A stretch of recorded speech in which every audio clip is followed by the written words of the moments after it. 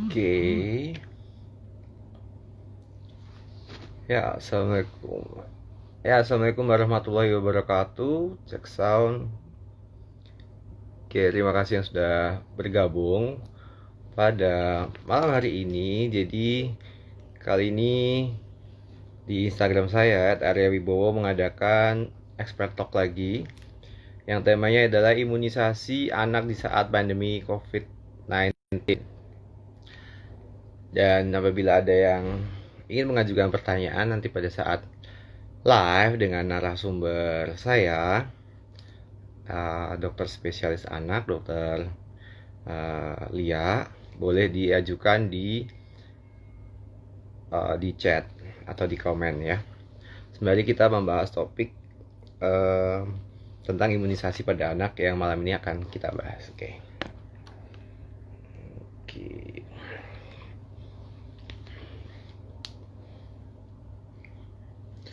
Ya, terima kasih yang sudah bergabung.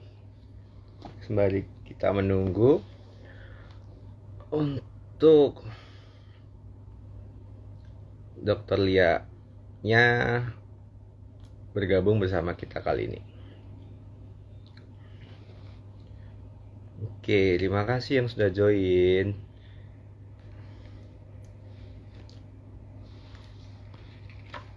Nah, kalau kalian ada yang mau ditanyakan, silahkan ketik aja di kolom komentar selama Instagram live-nya berlangsung ya. Halo Kak Buba, ada Buba Alfian, terima kasih sudah mampir ke Instagram saya.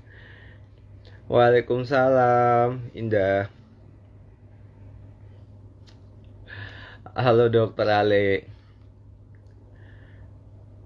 Halo Nisa. Oke.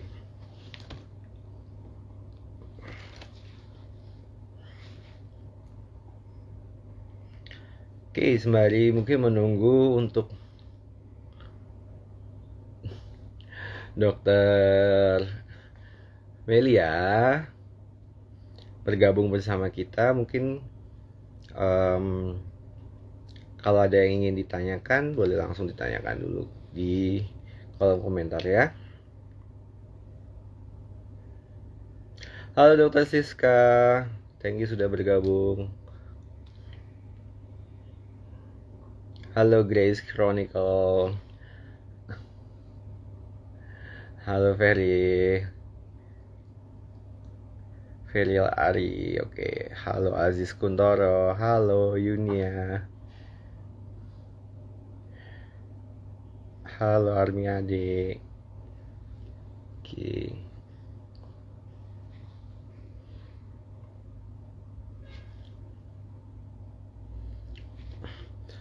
Oke. Tes. Kak, suara saya sudah bisa terdengar belum? Tes cek sound dulu. Oke.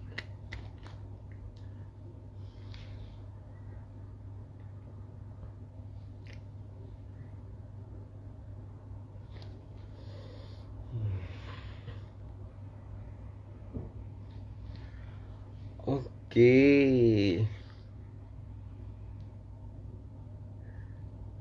Baik, nampaknya Dokter Lia sudah bergabung. Saya accept dulu requestnya.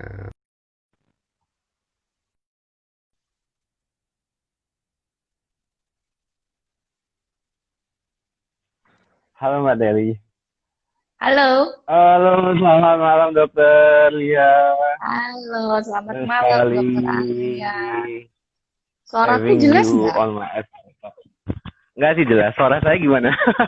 Cuma saya Suara lebih kamu khawatir jelas. dengan suara saya sih. Yang Oke, ya kemarin agak ampun. goyang-goyang ya sinyalnya ya. Iya, kemarin ya beginilah. Jadi kemarin enggak ada gangguan. Semoga yang malam ini sinyal berpihak pada kita ya, sehingga Iya, semoga hari lancar ini sih kita ya. nanti ngobrol-ngobrol kita nanti lancar.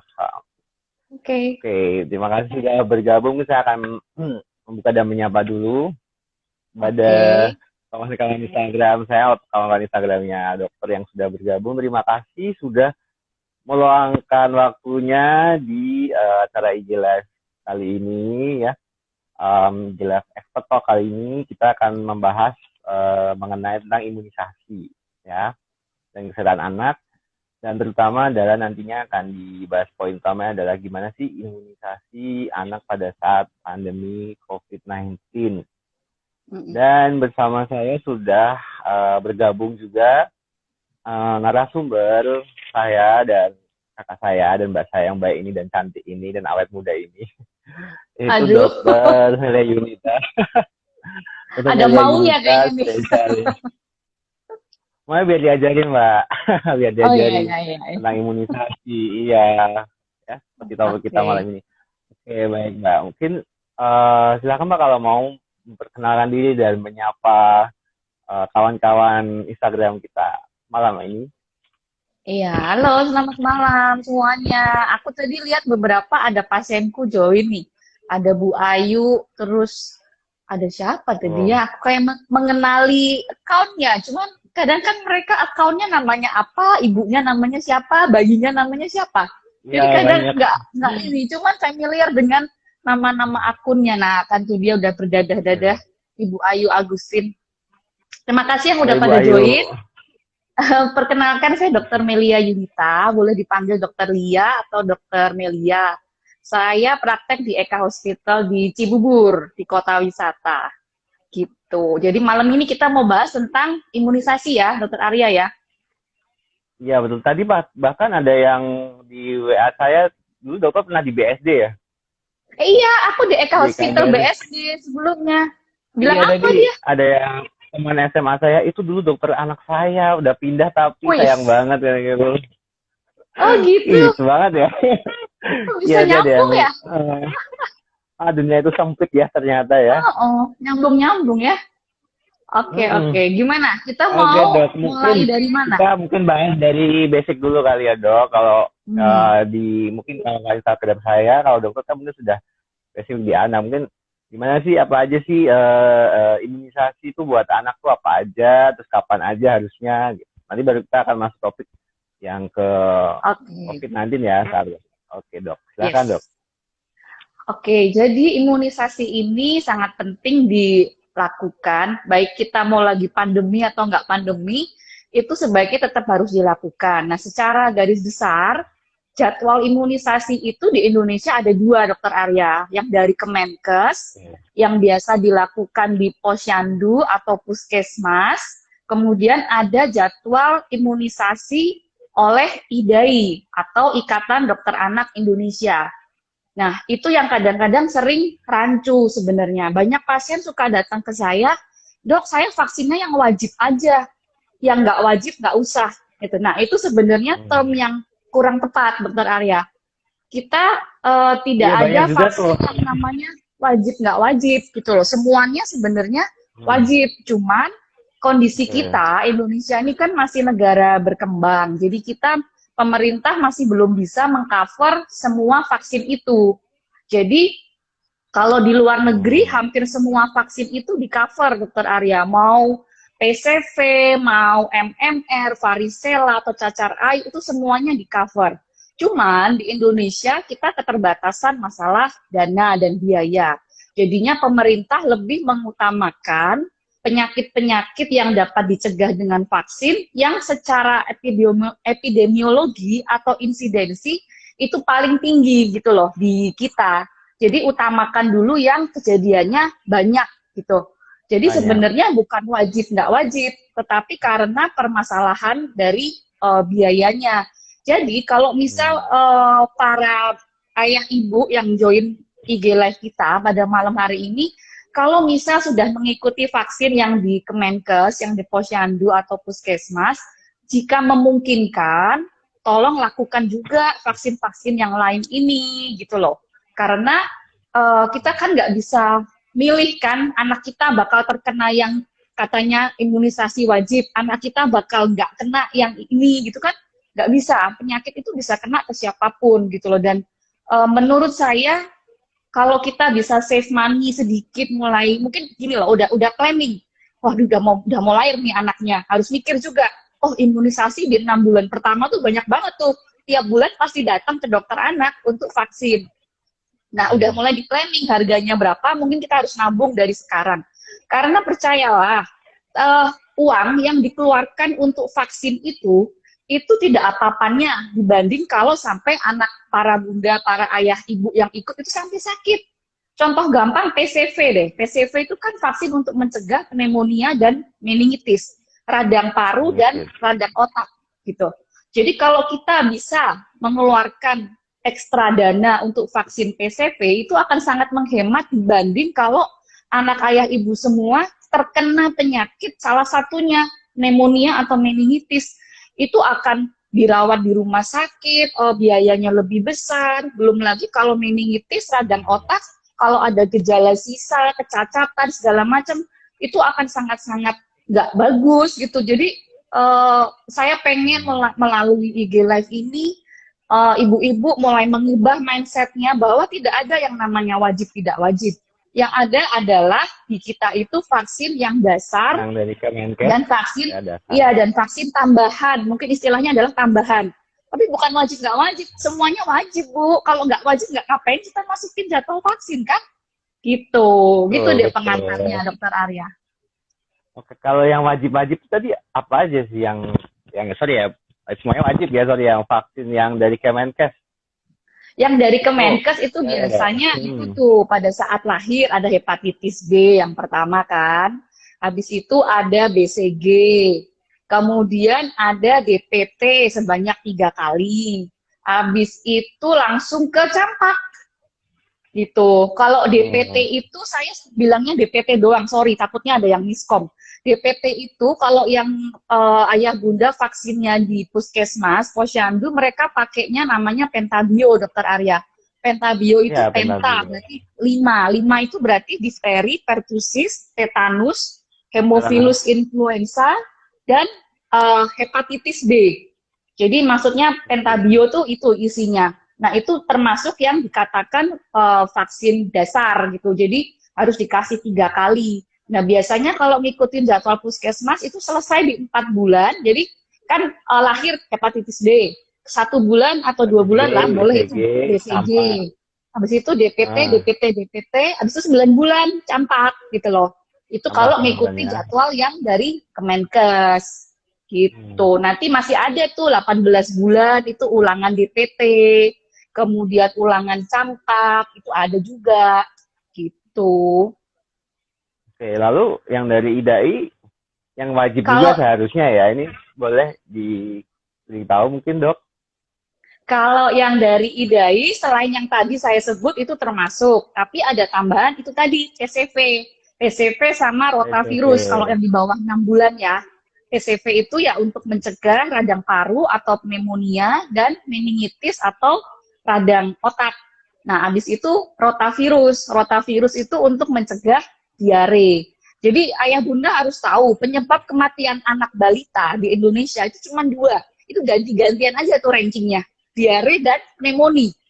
Jadi kalau nggak nomor 1 diare ya nomor 1-nya pneumonia gitu loh. Makanya akhirnya kita mengeluarkan vaksin rotavirus karena itu tadi dia merupakan penyebab kematian paling banyak gitu. Ya. Itu di usia 6 bulan ya mungkin ya Dok ya? Yes. Setelah DPT tadi ya, berarti ya? Ya, betul. PCV dan rotavirus. Oke. Untuk yang dasar tadi mungkin ada yang tanya tadi Dok, udah mulai ada yang nanya nih. Nanti sebelum kita yang ke ke gimana sih vaksin saat pandemik. Dari travel with Gaulil, Fever June, vaksin wajib bukan Dok? Apa? Fever June apa tadi? Oh, yellow fever maksudnya. Yellow fever. Itu yellow fever, Bu. Jadi kalau ya itu bahasa aslinya tuh, itu yellow fever, Bu. Yellow fever di kita belum ada vaksinnya. Di kita, jadi dia itu penyebabnya genus virusnya itu Flaviridae. Itu dia mirip-mirip sama Japanese encephalitis. Nah, Japanese encephalitis kita punya vaksinnya, belum terlalu lama lah. Dia termasuk vaksin yang agak baru lah berapa tahun terakhir ini. Itu kalau di Indonesia kita punyanya yang Japanese encephalitis. Itu dia daerah yang paling sering banyak kejadiannya itu biasanya daerah Bali, Dokter Arya. Di Bali itu adalah vaksin yang Ya dia dibiayai oleh pemerintah kalau di Bali gitu. Tapi kalau di kita yang di luar Bali itu dia nggak termasuk dibayarin. Cuman menurut saya loh, kembalilah kita nggak ngerti anak kita bakal kena atau enggak loh. Sekarang kita mau ngomong nggak mungkin lah dok anak saya kena itu kan di Bali, saya nggak pernah ke Bali loh. Kita nggak perlu ke Wuhan loh untuk kena COVID, ya nggak? Wuhan yang segitu Betul. jauh aja bisa sampai sini, apalagi cuma di Bali. Jadi kalau memang memungkinkan vaksin lah Bu, semua yang ada vaksinnya itu hajar aja, semuanya divaksin pokoknya gitu ya. Yang terbaik ya buat anak kita. Mungkin tadi pertanyaannya ini dari ini netizen kita nih, teman kita ternyata yang dari Eropa, Dok. Oh iya, kenapa tuh? Dia bilang Ikutan juga apa? join Instagram kita, iya.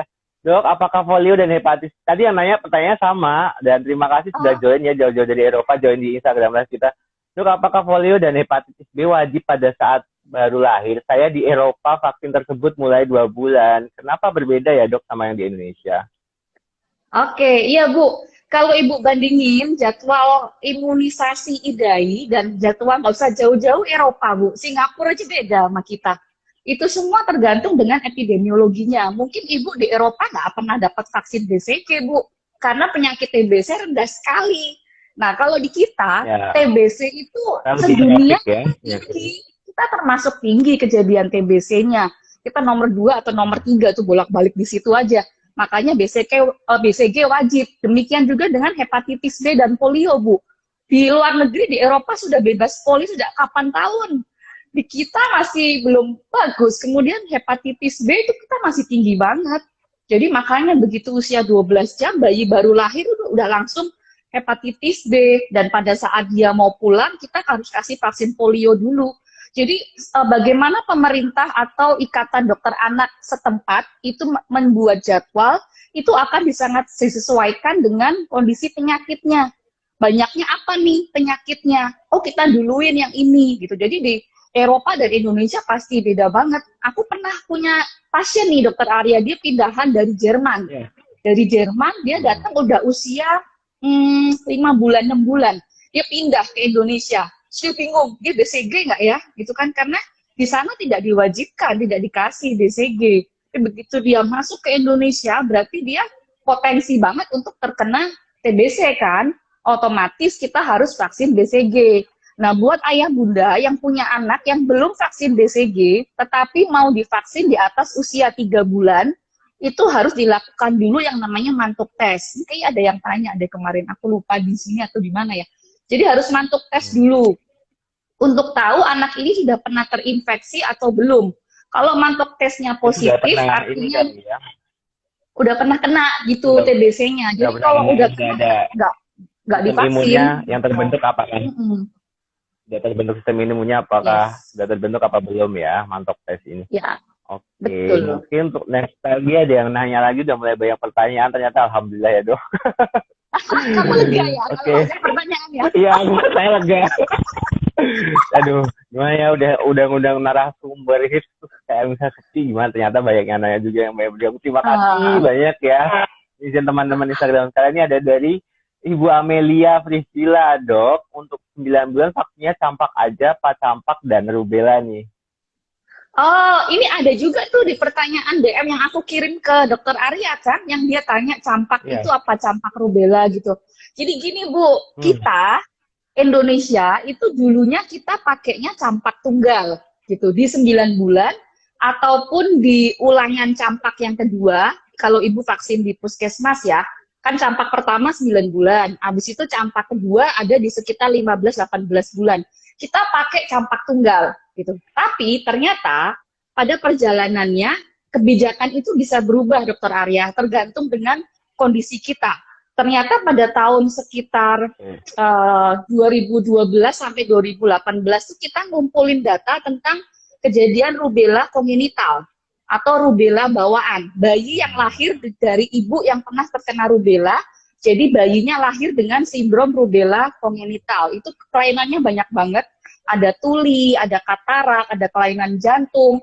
Nah, ternyata angka kejadiannya Nah, betul.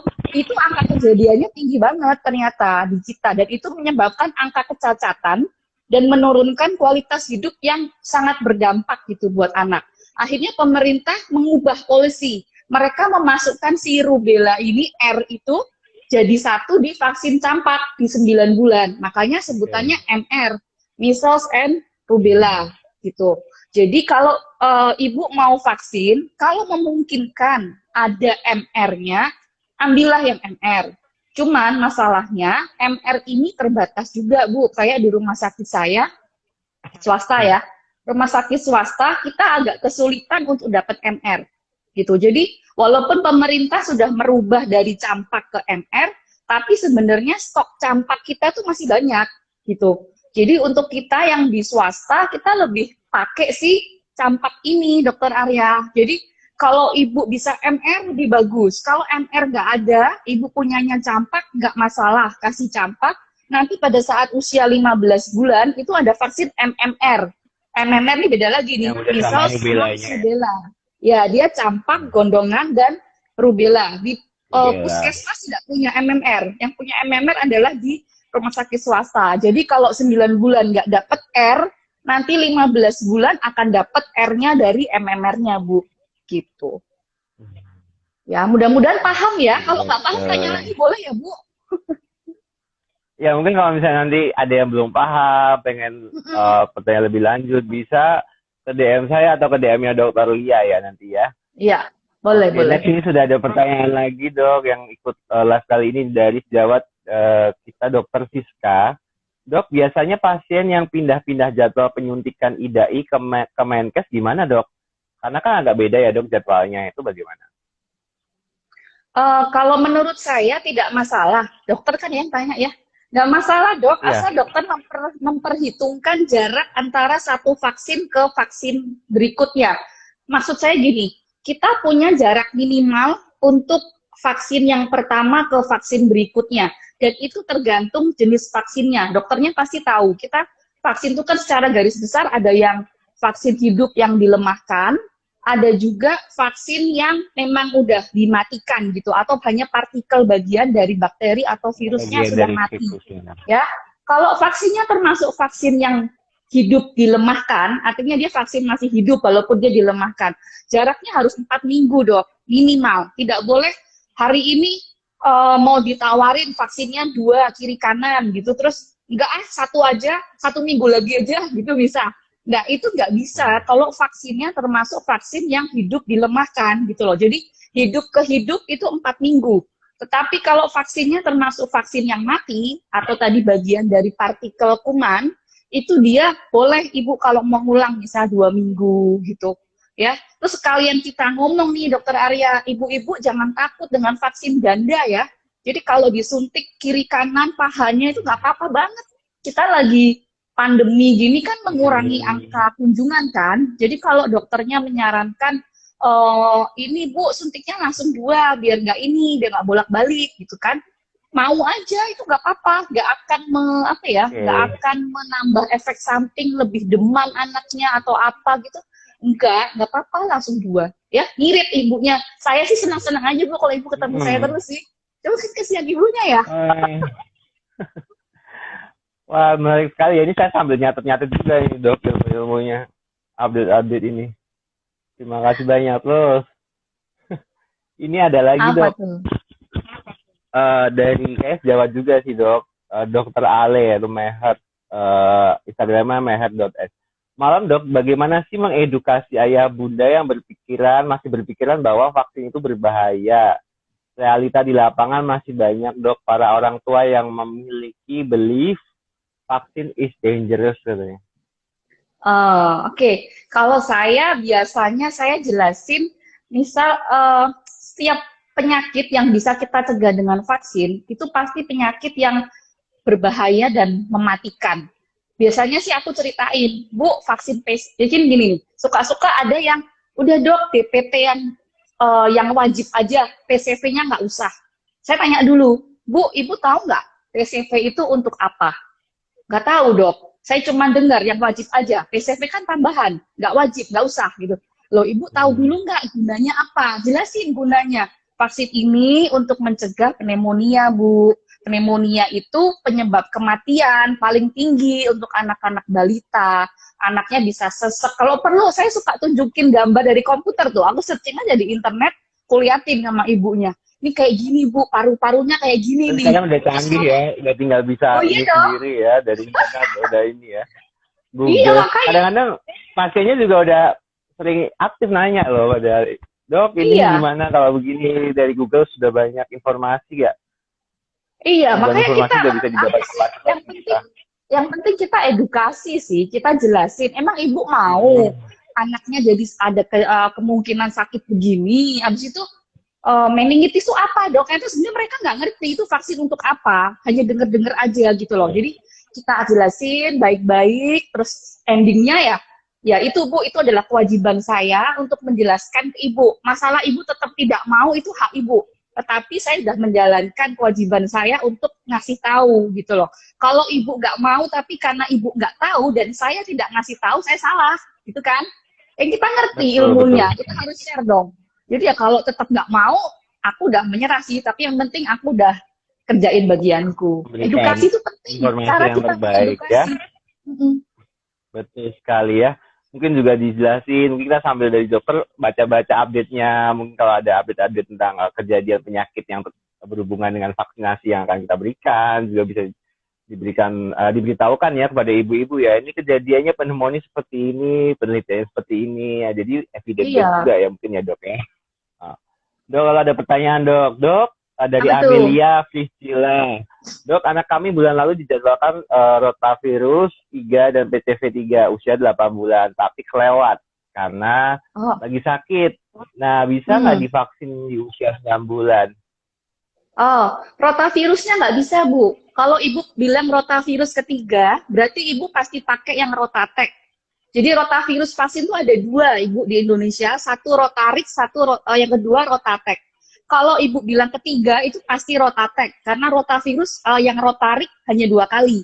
Nah, untuk Rotatek paling lambat diberikan 32 minggu, Bu. 32 minggu itu 8 bulan. Jadi kalau ibu sekarang udah 9 bulan, rotavirusnya nggak bisa, Bu. Tapi yang lainnya bisa. Gitu. Oke, mungkin rotavirusnya nggak ditunda dulu ya. Yang lainnya bisa. Ya. Oke, mungkin. Oke, nanti abis ini udah ada pertanyaan tentang COVID. Nah, saya menghantarkan nih ke topik utama kita pada malam ini. Dok, itu tadi tentang imunisasi dasar ya dok ya, udah dikasih tahu banyak sama dokter Lia tentang imunisasi dasar dan apa yang harus kita lakukan sebagai dokter juga, pasien juga, pentingnya imunisasi buat anak-anak kita ya. Kemudian kalau pada saat pandemi seperti ini sih dok, ini adakah suatu perbedaan dari pemberian imunisasi atau protokolnya? Mungkin dokter bisa menjelaskan dok. Iya benar-benar. Jadi gini nih, aku tuh berapa kali setiap IG live atau apa ngomongnya imunisasi mulu gitu, karena menurutku ini sangat-sangat penting dokter Arya. Jadi waktu kemarin dokter Arya ngajakin imunisasi, nggak boleh deh, karena ini krusial banget gitu loh. Kita itu cakupan imunisasi di Indonesia tuh jelek. Di tahun 2019 kita tidak mencapai target gitu. Nah, pada saat kita tidak mencapai target di 2019, kita berharap kita bisa memperbaiki dong di tahun 2020. Ternyata Februari udah COVID, gitu. Nah, begitu COVID, udah tuh ambruk semua, angka kunjungan turun drastis segala macam. Kunjungan turun drastis. Iya kan, turun banget, sepi kan. Terus yang jadi apa ya, kondisi yang sedih adalah praktek imunisasi di Indonesia itu kebanyakan hampir 80% itu posyandu dan puskesmas. Sedangkan pada saat awal COVID itu tutup, posyandu puskesmasnya tutup, gitu loh. Jadi otomatis itu angka kunjungan turun banget, cakupan kita tambah anjlok. Sudah ada datanya, nah, kita bandingin nih. Imunisasi juga bukan suatu kasus yang emergensi ya, yang diperbolehkan untuk kunjungan ya pada saat PSBB. Nah, pada saat awal-awal kan, pada saat awal-awal pada takut kan ke rumah sakit, ya kan?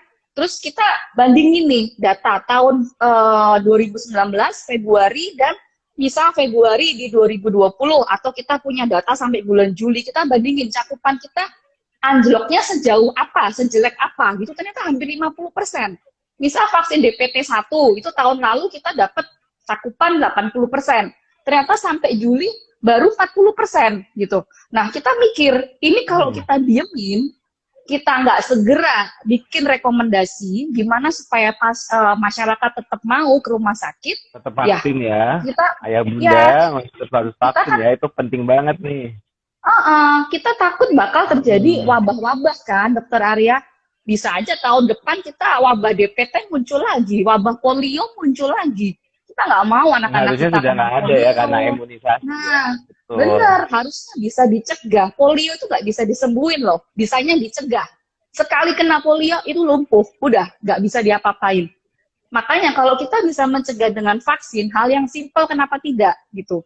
Jadi IDAI mengeluarkan rekomendasi untuk praktek pemberian vaksin. Diberlakukanlah bahwa rumah sakit atau apapun, klinik, kalau mereka mau memberikan pelayanan vaksin, mereka harus memisahkan.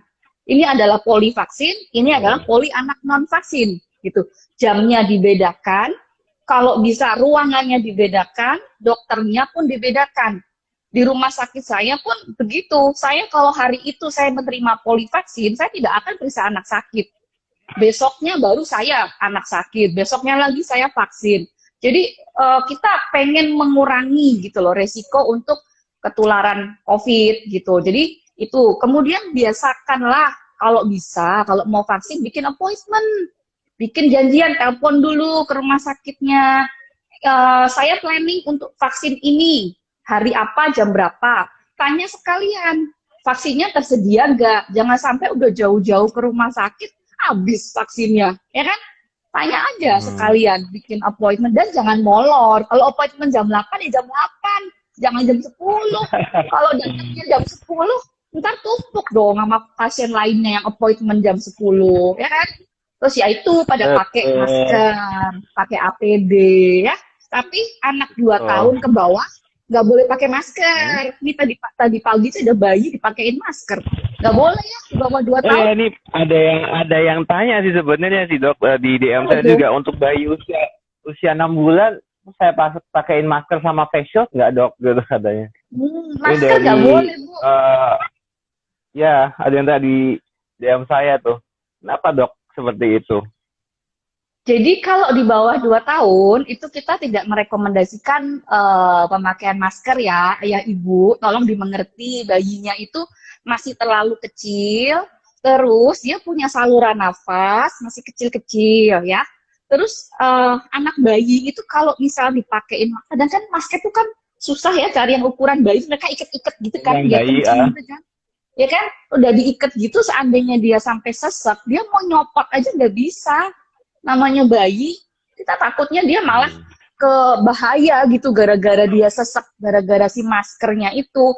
Asal selama kita yang dewasa kita pakai masker, kita bisa menjaga protokol, biasanya bayinya akan aman. Mungkin yang bisa dilakukan adalah face shield boleh. Kemudian kalau pakai stroller, pakai tutupan plastik tuh. Pasien-pasienku udah pada pinter-pinter. Nah aku tanya, Bu, beli dari mana itu kok keren? Ada tutupan plastiknya gitu. Ya, ini jadi nggak boleh di bawah 2 tahun pakai masker. Oke, itu mungkin yang perlu diperhatikan ya buat bunda sama ayah kalian, buat buah hatinya. Kalau bayi atau anak di bawah 2 tahun nggak usah dipakai masker. Tapi mungkin dengan jaga jarak aja ya, kita menjaga jarak supaya kita kondisikan anak kita jaga jarak dari orang lain tuh juga sudah bisa yang menjaga diri.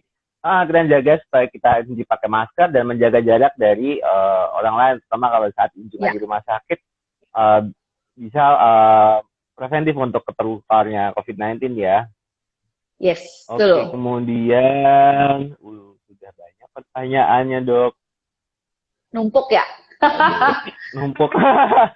Alhamdulillah numpuk pertanyaannya, ya udah.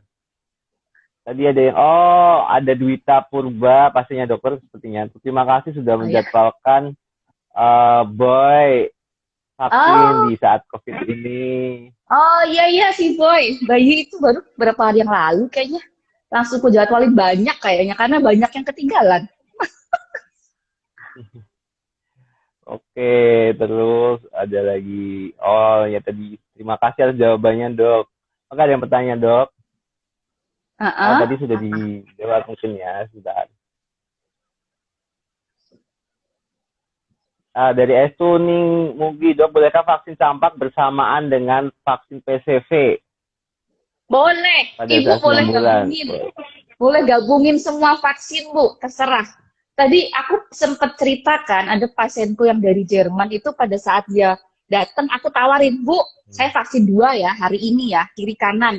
Ibu, oh silakan dok, saya biasanya 4 dok di sana. Aku bilang, oh mereka jadi di luar negeri tuh umum aja, mereka vaksin kiri kanan, di lengan, di paha bareng itu mereka oke-oke aja. Dan di Oke sini aja aku ya.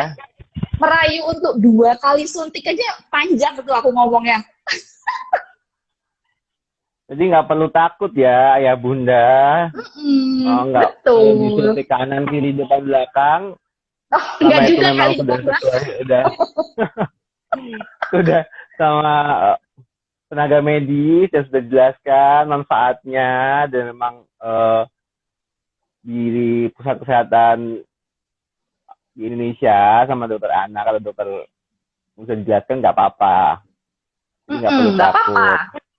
Ngirit kan? Ngirit admin rumah sakit, ngirit biaya dokternya juga kan? Bener nggak? Selama itu betul. Dan kita juga mengurangi kunjungan ya, bolak-balik Yes, ke rumah itu sakit yang ya, paling penting. beresiko juga Katanya takut ke sama rumah sakit. pandemi ini. Takut ke rumah sakit tapi nggak Oke. takut ke mall ya, padahal ya. Ya gitu deh dok. Oke, ada Apalagi pertanyaan lagi dok. pertanyaan? Alhamdulillah. Oke, dari Mawar di Tolib. Sebentar.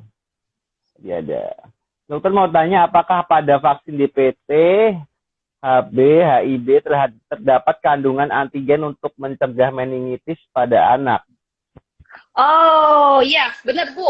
Jadi HIB-nya itu yang meningitis. HIB itu adalah Haemophilus influenza B. Jadi Bu, penyebab meningitis dan pneumonia di anak-anak bayi itu yang paling sering itu 2.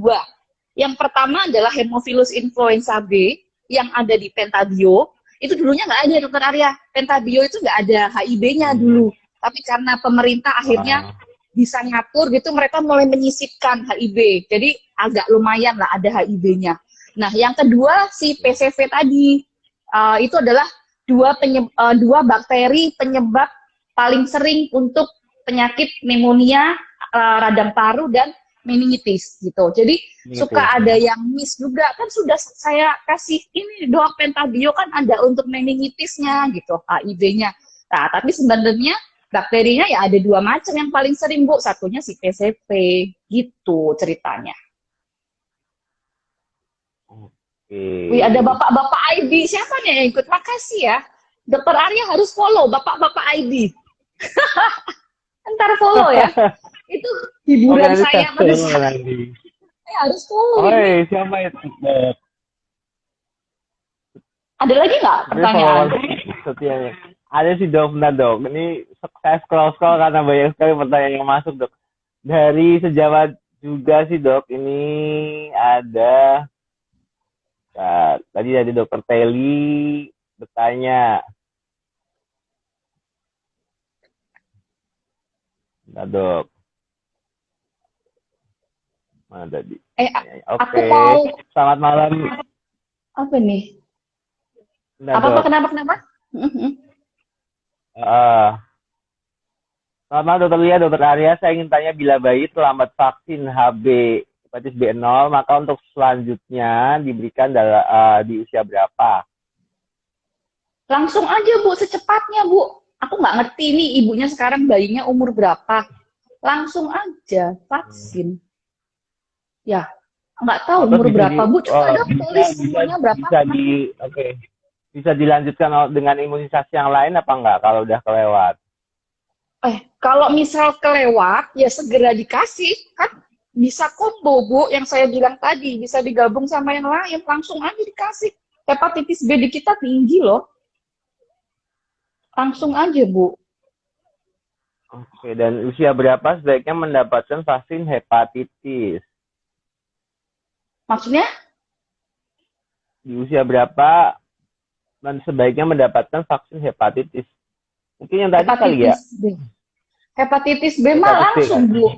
pada saat lahir Langsung itu aja 12 ya. jam itu. Kalau memang belum ya segera, segera ya. Aku mau komen ini dulu dong, Dokter Arya. Ada yang bilang Boleh, saya boleh, sedih boleh dok. karena nggak bisa imunisasi selengkap-lengkapnya. Cuman imunisasi yang wajib karena kendala biaya. Nah, Bu, Oh iya, ini benar itu. kejadian yang menurut saya sih banyak di kita di Indonesia. Yang saya bilang tadi adalah seandainya memungkinkan, memang kita maunya vaksinnya selengkap-lengkapnya gitu. Tetapi seandainya memang tidak memungkinkan masalah biaya, menurut saya loh ya Bu, yang penting kita berdoa Bu jatuh-jatuhnya. Ya, artinya Ibu tidak melakukan itu bukan karena Ibu nggak mau, bukan karena Ibu menentang, bukan karena Ibu memandang remeh, tetapi memang murni karena Ibu tidak memungkinkan dari segi biaya. Itu menurut saya excuse yang apa ya, yang agak susah. Jadi berdoa Bu, ya. Aku nggak tahu nih ibunya agamanya apa. Pokoknya berdoa deh supaya Tuhan jaga anaknya baik-baik. Kita pasrah, kita berserah. Selama kita mempunyai niat yang baik untuk anak kita, saya rasa Tuhan akan melihat itu kok, ya. Beda halnya kalau ibu nggak mau vaksin karena, ngapain sih vaksin-vaksin? Nggak penting. Orang nggak kena kok anak gaya-gaya begitu tuh beda. Tapi kalau ini kan motifnya beda. Memang dia tulus sebenarnya pengen, tapi Ingin tidak ya, sebenarnya memungkinkan. pengen lengkap, Ya. tapi tidak mungkin karena Semangat ya Bu, masa, tetap ya. semangat. Sehat-sehat Ya. selalu buat anaknya. Dan kita juga, kita juga, dok, tes dok, halo. Ya. Oh, sorry, agak-agak putus-putus dok. Oke, mungkin kita juga berdoa ya, semoga sebagai tenaga kesehatan, semoga semua vaksin itu kedepannya bisa ditanggung juga oleh pemerintah ya. Betul, setuju. Gratis lah semuanya. Bisa mencakup semua kalangan masyarakat ya, anak-anak Indonesia bisa divaksin selengkap-lengkapnya di kemudian hari. Yes. Amin. Oke, kemudian ada lagi dari Zumrotun Nikmah. Itu fakta atau mitos kalau ada imunisasi tertentu yang bikin panas? Imunisasi tertentu, sebenarnya Bu, semua vaksin itu efek sampingnya ada demamnya ya. Semua vaksin. Even vaksin yang mungkin dokternya suka bilang ini DPT tidak demam. Itu pun punya kemungkinan untuk membuat anak demam, efek sampingnya. Semua vaksin, jadi nggak cuma vaksin tertentu Bu. Vaksin apapun, itu kalau Ibu baca di leafletnya, di brosurnya, mereka pasti tulis kemungkinan efek samping. Dan salah satunya adalah demam gitu. Walaupun mungkin persentasenya berbeda-beda. Contohnya, pada vaksin yang gampang apa ya, vaksin yang campak, atau MMR, atau varicella, cacar air, itu dia memang kemungkinan untuk demamnya lebih tinggi dibanding yang lain. Tetapi bukan berarti yang lain juga nggak demam. Terus masalah DPT, demam tidak demam, itu sebenarnya harus diluruskan. Maaf dok, potong sebentar. Li, gambar saya dan suara saya jelas nggak? Jelas sih, tadi sih agak gerget, tapi sekarang oke. Kenapa? Punya aku nggak jelas juga? Enggak. Iya maaf dok. Tapi sebenarnya tadi suaranya sih masih cukup dengar jelas sih dok. Takut saya dari sayanya sih. Oke. Aku balik ke DPT ya. Tadi belum kelar ya. Jadi Bu, DPT demam dan tidak demam itu salah. Semua DPT mau yang mahal, mau yang murah, mau yang Pentabio ataupun merek yang kita punya yang DPT yang katanya tidak demam itu adalah Infantic Hexa dan Hexasim. Jadi Infantic Hexa, Hexasim, Pentabio itu semuanya bisa mempunyai kemungkinan efek samping untuk demam. Hanya bedanya adalah di persentasenya. Kalau Ibu mungkin gampangnya gini, misalnya ada 10 anak saya vaksin Pentabio. Mungkin di antara 10 itu 6 anak akan demam, yang 4 tidak demam. Tetapi kalau saya vaksin pakai si Infantic Hexa atau Hexasim, 10 anak saya vaksin pakai itu, mungkin yang demam cuma 2. Gitu. Jadi resikonya aja, tetapi saya tidak bisa menjamin anak ibu masuk kelompok yang mana. Jadi banyak banget juga pasienku yang sudah beli yang mahal yang katanya tidak demam, tapi demam juga. Ada juga kebalikannya, pakai Pentabio yang katanya demam, tidak demam anaknya. Jadi itu mainnya persentase, Bu. Jadi tidak bisa 100% pasti. Kalau pakai ini pasti demam, yang ini pasti tidak demam. Nggak ada. Modelnya faktor resiko. Gitu ya. Mudah-mudahan paham ya, Bu. Oke, Dok. Halo, Dok. Ya, ya. Apalagi? Oke. Agak sedikit terputus sih, Dok, sepertinya koneksinya, dokter. Coba tanya ke Tapi netizen. Putus-putus apa, Bu? Kita? Yang putus-putus siapa? Saya apa Dokter Arya? yang putus saya apa, dokter saya apa, dokter Lia? Itu juga nggak enak. Oke, Lanjut aja, udah nggak mulai. apa-apa. Oke, udah lanjut, Dok. Oke. Jadi apa sih yang harus diperhatikan sebenarnya pada saat kalau misalnya COVID ini, kalau misalnya anaknya ada yang nanya nih, kalau anak saya masih batuk-batuk flu itu boleh nggak imunisasi gitu? Oh, ya. Dulu sebelum COVID, batuk pilek ringan itu bukan kontraindikasi, bukan jadi alasan tidak boleh vaksin, Dokter Arya. Dulu sebelum COVID. Oke, dulu Tapi sebelum sekarang, COVID ya. ya, sekarang kan kita lagi kayak gini nih. Kita lebih berhati-hati sih. Saya biasanya kalau ada pasien yang tuh mereka pada komen jelas dok. Ya, terima kasih, Mas. Terima kasih. Kalau sekarang, aku biasanya kalau pasien bilang anak saya batuk pilek, aku pasti tanya lebih lanjut. Batuknya sejak kapan? Kayak apa kondisi anaknya, segala macem lah. Kalau memang aku mau rasa itu cukup berat, aku lebih milih aku pending. Gitu. Karena nggak ngerti anak ini batuk pileknya seberat apa. Bahkan kalau kadang aku bilangnya, Bu, lihat ya Bu, 3 hari. Biasanya kan batuk pilek aku kasih pengobatan di rumah apa yang boleh gitu. Misal pakai baby balsam, terus jangan sampai ada yang merokok di rumah, jangan boleh AC-nya kotor segala macam lah. Lakukanlah semua itu home remedy itu 3 hari kalau tidak membaik, aku pasti suruh periksa dulu. Kita harus memastikan karena kondisi kayak gini agak susah ya membedakan batuk pileknya ini yang common cold biasa, selesma biasa, atau yang lebih serius. Jadi mending dilihat dulu, periksa dulu, ya. Oke. Oh, terima kasih. Sama-sama, Bu. Senang bisa membantu. Terima kasih ada jawabannya, Dok. Oh, ini ada nih pertanyaan nih. Dok, ada yang tanya nih dari Tia Aminah. Mungkin kelihatan di tempat dokter juga ya.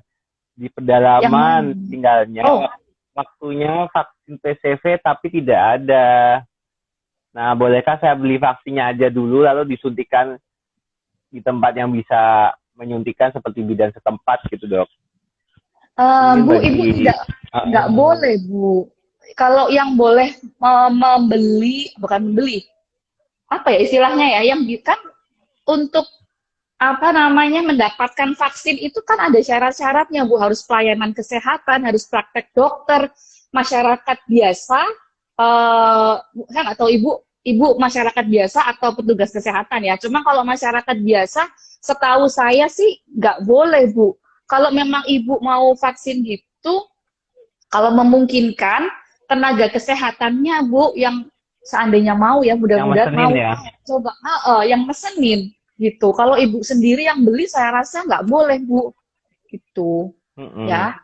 Nah, mungkin karena juga vaksin itu kan ada syarat penyimpanannya, bagaimana mendistribusikan vaksin. Nanti kalau misalnya ibu udah terlanjur beli mahal-mahal, terus ibu tidak tahu cara bagaimana untuk menyimpannya atau punya penyimpanan khusus untuk vaksin, nanti rusak. Sayang banget vaksinnya nanti malahan.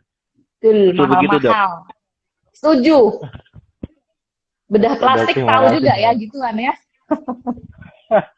Jadi ibu-ibu, Dokter Arya ini adalah calon dokter bedah plastik, spesialis bedah plastik. Ya bentar lagi ya, Dokter Arya, semoga lancar ya.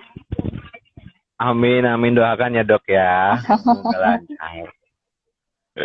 Terus, ada pertanyaan mungkin... nih, aku ada nih, Bu Iki Putri. Dokter Arya lihat nggak? Umur 2 tahun ke atas, vaksinnya apa? Dari Bu Iki Putri. Ini pasienku nih. Halo Bu, selamat malam. Oke, halo Ibu Iki Putri. Terima kasih ya sudah bergabung. Silahkan dokter. Dijawab dokter. Oke, 2 tahun itu Bu, vaksinnya adalah hepatitis A. Itu mulai umur 2 tahun ya, hepatitis A dan tifoid. Tifoid diberikan mulai usia 2 tahun dan diulang tiap 3 tahun. Kalau hepatitis A diberikan mulai usia 2 tahun dan diberikan sebanyak 2 kali dengan jarak 6 sampai 12 bulan dari dosis pertama. Itu yang dimulai di 2 tahun. Di luar itu tentu saja ada ulangan-ulangannya ya Bu. Kayak misal vaksin flu. Flu itu kan tiap tahun harus diulang ya kan. Terus nanti 5 tahun itu ada ulangan MMR sama ulangan DPT. Nah, habis 5 tahun masuk sekolah, Bu. Nanti ada program di sekolah, bulan imunisasi anak sekolah. Itu ada campak, ada DT, itu ngikut aja. Pokoknya sekolahnya nyuruh vaksin apa, ikutin aja, Bu. Gitu ya. Mudah-mudahan membantu. Ada lagi nggak pertanyaan? Ini di bawah Bu Iki ini apa nih? Kalau dari saya sih udah nggak ada sih dok. Tapi dari DM dokter itu sih dok. Oh, masih ada tadi DM nih. Coba deh boleh, Dokter Arya bisa lihat ini DM-nya. Oke, dok. Dari mrs.yk, dok, vaksin influenza dosis awal diberikan berapa kali? Oke, vaksin influenza Bu, itu pertama kali diberikan mulai usia 6 bulan. Ya. Kemudian berapa kali? Itu tergantung usianya. Jadi, kalau diberikan mulai usia di bawah 9 tahun, Ibu harus berikan vaksin pertama kali 2 kali dengan jarak 4 minggu. Tapi kalau misal dia di atas 9 tahun, itu cukup 1 kali. Paham ya Bu? Jadi kalau mulai usia 6 bulan, Ibu langsung vaksin sesuai jadwal. 6 bulan waktunya influenza, langsung influenza. Berarti dia akan dapat 2 kali, 6 bulan dan 7 bulan. Setelah itu akan dapat setahun sekali gitu. Setahun sekalinya tetap. Tapi untuk yang pertama harus 2 kali. Tapi kalau misal anak ibu belum pernah vaksin influenza dan mau vaksin di saat usia udah 10 tahun, berarti udah di atas 9 tahun dong, dia hanya butuh 1 kali untuk pertama kali. Habis itu 1 tahun sekali sama. Gitu Bu. Oh, baik dok, terima kasih dok. Ada dok yang dari online, dari live dok. Oh, dok, ini kalau habis vaksin, pasienku nih. Dari Ibu MRNT Susah bacanya ya, Bu Pesti itu. Dia kalau habis vaksin tuh nggak boleh mandi ya, soalnya waktu DPT 1 saya mandi agak hangat, kemarin nggak mandi sore, gimana tuh dok? Enggak Bu, mandi, itu mitos. Nggak ada hubungannya, Ibu dari rumah sakit loh Bu, masa Ibu nggak mandi? Kan protokol imunisasi pada saat COVID, begitu pulang, itu pertama kali dilakukan adalah mandi. Ya, jadi mau vaksin nggak vaksin, mandi. Jadi itu mitos, kalau bilang habis vaksin nggak boleh mandi, itu mitos Bu, mandi ya. Ya, aku aja kalau pulang udah takut langsung ke kamar mandi. Pengen bersih-bersih, keramah, segala macam kalau dari rumah sakit ya. Mandi ya Bu. Besok kalau vaksin lagi harus mandi nih. Oke dok. Ada lagi Kak? Ini udah mau 1 jam loh, Dokter Arya tiba-tiba mati lagi. Hebat sekali lah. Udah. Oh, ini dok. Ada apa dari tuh? Cynthia Anjani dok. Vaksin MMR katanya bisa menyebabkan autisme. Bener nggak dok? Iya, itu mitos tuh. Banyak pasien tuh nggak mau MMR gara-gara autis. Agak putus-putus ya suaranya ya, Dokter Arya ya? Udah lumayan sih dokter, memang gambarnya sih yang agak ini blur, tapi suaranya sih masih terdengar. Oke. Jadi gini, masalah MMR dan autisme itu tidak benar. Ya, ayah bunda di rumah dimanapun Anda berada, MMR dan autis tidak ada hubungannya. Kenapa kok sampai muncul gosip hoax itu, rumor itu? Jadi ada satu peneliti, namanya Wakefield. Dia meneliti 12 anak yang datang ke kliniknya pada saat itu, Terus sebenarnya keluhan anaknya datang tuh bukan gara-gara mau vaksin sih, anaknya sakit diare atau apa, aku agak kurang inget. Nah, tapi terus dia mengambil data, recall. Jadi ibu-ibu si A12 anak ini suruh nginget-nginget. Dulu vaksin MMR nggak? Gitu. Terus dia catat, yang ini MMR, yang ini enggak, ini MMR, ini enggak, gitu kan 12. Habis itu dia lihat yang sekarang, siapa yang autis, siapa yang enggak. Habis itu dia cari hubungannya, gitu. Nah, dari situ dia menyimpulkan bahwa MMR ada hubungannya dengan autis. Padahal kita untuk menyimpulkan sesuatu dan merekomendasikan sesuatu, kita tidak bisa pakai penelitian hanya 12 anak kayak gitu. Dan ternyata setelah kita lihat, 12 anak itu sebagian besar memang sudah mengalami gangguan perkembangan. Jadi sudah ada gejala duluan gitu loh. Jadi itu penelitian itu sempat dimuat di salah satu jurnal, tapi setelah itu langsung ditarik dan si dokter Wakefield-nya ini ditarik SIP-nya. Nggak boleh lagi jadi dokter. Nah, habis itu demi untuk mematahkan rumor itu, para peneliti seluruh dunia langsung bikin penelitian lagi dengan jumlah sampel ribuan, gitu. Dengan jumlah sampel ribuan yang banyak. Lebih banyak ya. Yes. Sehingga Dan bisa digeneralisasi buat semuanya. Ya, ternyata tidak ada hubungannya MMR dan autis itu, gitu. Jadi sayang banget sih hanya karena penelitian yang 12 anak itu aja yang tidak valid sebenarnya. Sudah tidak validnya karena berbagai macam hal ya, dari jumlah subjeknya aja kurang. Kemudian sudah ada kondisi, ya udah ada kondisi awalnya memang gangguan perkembangan. Senternya single center, terus bias peneliti juga ya, karena dia cuma peneliti dari senternya peneliti juga, banyak biasnya ya dok. Makanya jadi tidak benar ya kalau MMR menyebabkan autis ya, jadi vaksin dong yang MMR, jangan pada takut, itu nggak ada hubungannya. Ya. Betul, terus tanya dok, bengkak pos vaksinasi bisa dicegah nggak dok? Dicegah? Maksudnya supaya nggak bengkak gitu? Nggak bisa, Bu. Saya pun nggak bisa memprediksi ini bakal bengkak apa enggak. Tapi kalau misal, biasanya itu tergantung dengan teknik penyuntikan juga, ya. Yang bikin bengkak sering-sering itu DPT, gitu. Ya, pada kondisi tertentu memang kadang dia bikin bengkak. MMR juga kadang-kadang bikin bengkak. Dan itu pun tertulis loh, Bu, di leafletnya. Tadi kan setiap leaflet vaksin ada efek samping gitu kan, pasti dia ada memang bengkak di bekas suntikan, merah di bekas suntikan, itu ada. Kalaupun sampai bengkak, ibu tinggal kompres di rumah ya, kompres aja pakai air biasa ya, air ya kalau mau anget dikit nggak apa-apa, tapi nggak usah air panas gitu ya, yang nggak usah terlalu panas lah, dan dikompres. Kalau anaknya rewel, bayinya kesakitan, boleh minum paracetamol, dan itu cuma sebentar kok. Besoknya juga udah lupa sih, bayinya udah oke kok.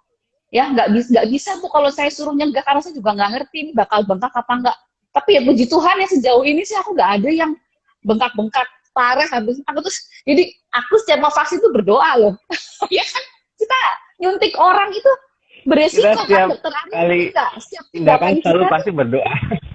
Iya, betul. Karena kita nggak ngerti, kita nggak mau bikin anak orang bengkak. Nggak mau lah, bisa dihujat netizen aku.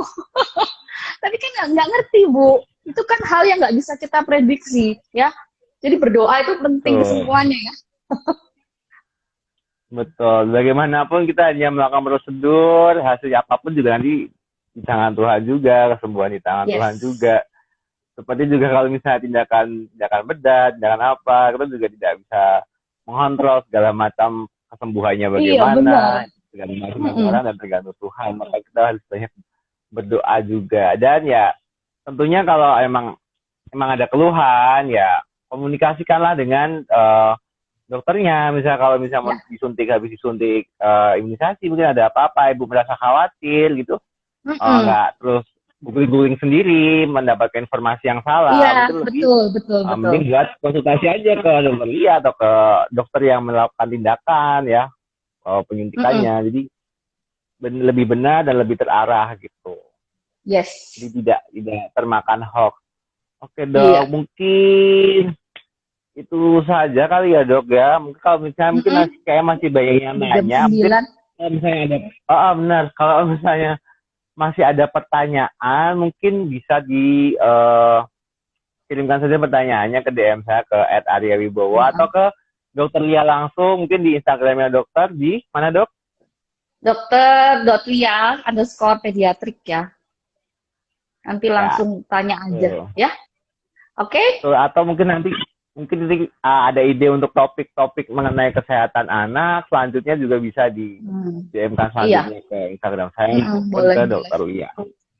Oke, mungkin begitu saja dok. Terima kasih atas waktunya Thank you. yang diberikan untuk IG Live Expert Talk kali ini. Mungkin kita bisa bertemu di IG Live selanjutnya di topik yang lain, dokter. Terima kasih banyak, dokter. Makasih ya semuanya. Mohon maaf kalau ada salah-salah kata atau perbuatan, mah enggak ya. Salah-salah kata, mohon maaf ya Bu, nggak ada maksud. Niatnya baik share ilmu aja. Makasih semuanya. Selamat malam. Selamat malam, dokter.